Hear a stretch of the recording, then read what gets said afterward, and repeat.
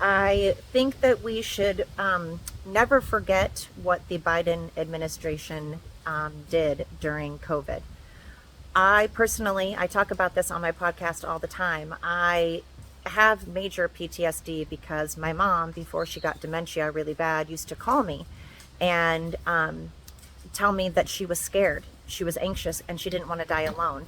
And she would beg me to visit her. And because of COVID, I was not allowed. And so I finally had enough and I showed up at the assisted living facility she was at. And I said, arrest me, do what you have to do, but I'm not going to let my mom die alone. She's scared. I want to be with her. So that's what I did. I was with her. And to their credit, they did not call anybody. Gosh, my dog. They didn't call the police, which is awesome. And I got to spend time with her. But then she started getting dementia so bad that she was not able to dial the buttons. She was not able to push the buttons and remember my phone number. And so I would call the assisted living facility and they would put the phone up to her ear, but I was still not allowed to hold her. Now, meanwhile, housekeepers could come in. Tons of housekeepers could come in, the CNAs could come in, the med techs could come in, the nurses could come in, the doctors could come in. But I couldn't come in. I couldn't come in with a mask, with washing my hands. She lived in her own private apartment. There was nobody else that was in there, so there was no risk of getting anybody else, cooties. Um, and yet I was not allowed to hold my mom. And I'm here to tell you, as someone that was a CNA for 9 years, you, well, everybody, not just elderly, but everybody needs human contact. No matter how introverted you are, you need human contact sometimes. And especially though, when you are in an assisted living facility, especially before, your before you are going to pass away, you need that human contact. You need to go out and do social things, do social activities, be able to talk to other residents, to do things like karaoke and do activities, things to keep your brain occupied, things to keep your brain going. But when you're sitting all alone in a room all by yourself, my mom started hallucinating. They didn't have enough caregivers.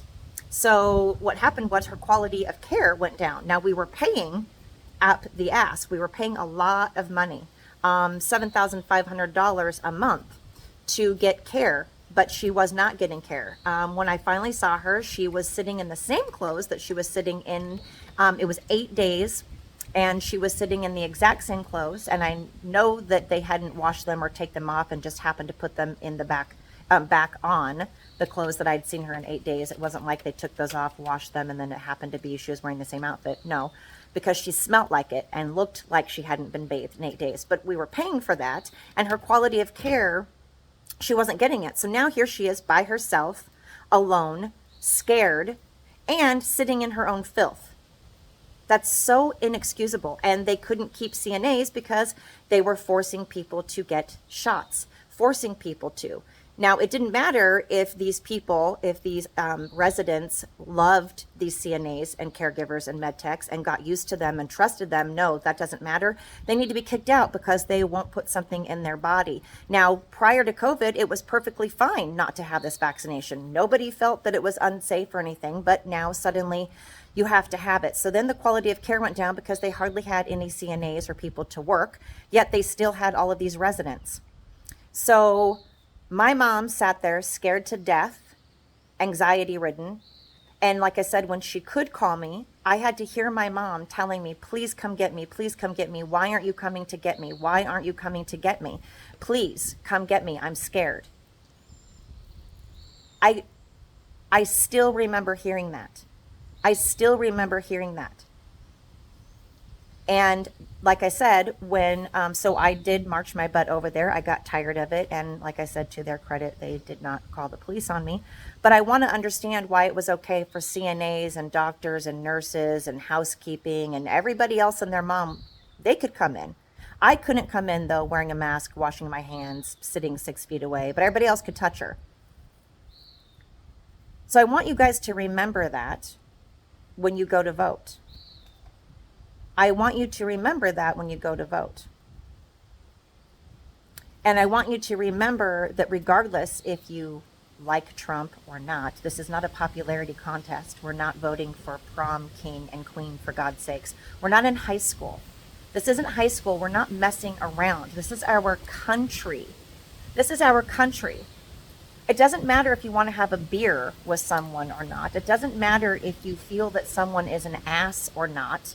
It matters how they run the country. And the facts, the statistics are, when Trump was in office, this country was running like a well-oiled machine. And we did not have dictators from other countries looking at us like we are weak and vulnerable and wanting to attack us again as if we are weak and vulnerable and starting shit with us. People backed off. Nobody started crap with us because they knew there would be consequences. They knew there would be follow through. And now we are weak. It doesn't matter if you like Trump or not. Our judicial system is corrupt, and that affects you. That affects you and your friends and your family. This is not just a Trump issue. When we are dealing with corrupt judges, when we are dealing with corrupt judicial system, that is an issue for you and I. That's gosh, my dogs. That is an issue. That's a problem. That's a problem that affects all of us. This is not just a Trump popularity contest, you guys. Right now, it is about our country and the future of this country. This is no longer about our ego. This is no longer about our pride. This is no longer about the popularity contest. This is no joke. This is our country. And I think that everybody can agree that we want our country to not be taken over by terrorists. We don't want people coming in and taking over our country and killing children, taking children. No matter what side of the political party you are, no matter who you affiliate with, I hope we can agree. I hope we don't want our children to be in danger. We don't want our lives to be in danger. We don't want these people gunning us down, breaking into our homes. Whether you're for the border or not, you are certainly for locking your windows, locking your doors, closing your doors, putting up a fence in your yard. I'm sure most of you have a fence around your yard. I'm sure most of you lock your doors and windows at night.